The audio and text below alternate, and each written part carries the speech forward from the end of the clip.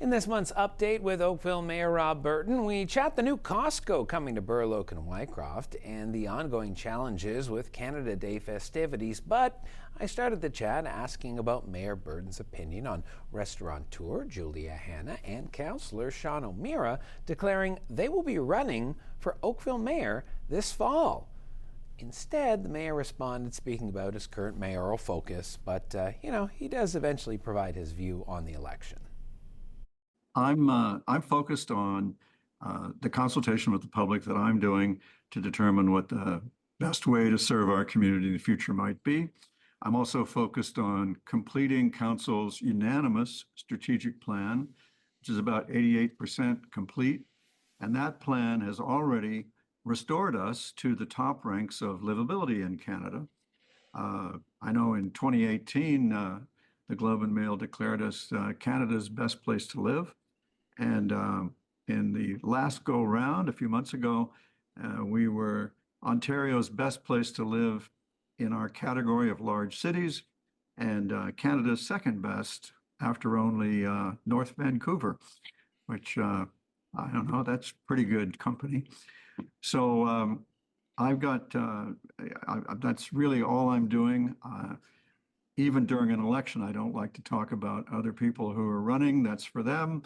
And I try to stay out of their communication space.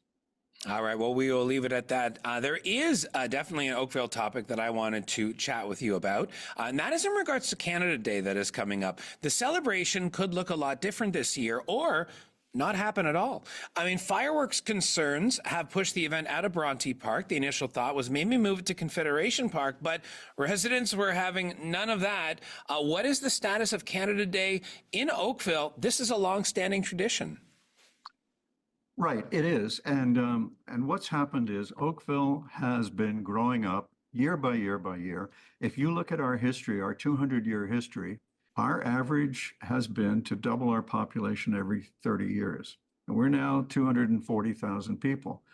And we can't all fit in Coronation Park, and we can't even all fit in Bronte. So for the 150th anniversary of the town, we celebrated all over town instead of in only one place. During the pandemic, we had celebrations, much restrained, we will all remember, but again, all over town. And I believe we're probably going to have to wind up with something like that.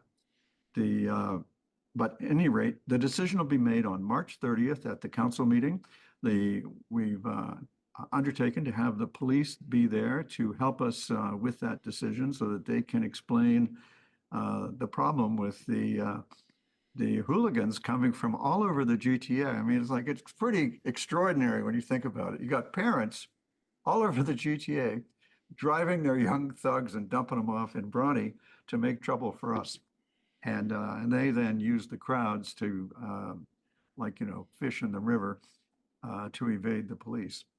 And they're shooting fireworks at each other and at the public, and even at a gas station, of all the craziest things you've ever heard. So we've got a major problem of the stupids invading Oakville, and we're going to have to figure out a way to continue to celebrate Canada Day without giving the stupids the chance they've been having to, wreak havoc. Please continue to use the word "the stupids." I very much enjoy this, Mayor. All right. That's the dad in me coming out. I love it. I love it. I'm into it. Let's get into our final topic today. People are excited. The Costco site, everything's been approved. This will be near Wyecroft in Burloak, right down the street from us here at your TV. I'm curious as to what the timeline is on the Costco, and along with that, how it corresponds to the construction that is underway on the Wyecroft Bridge extension.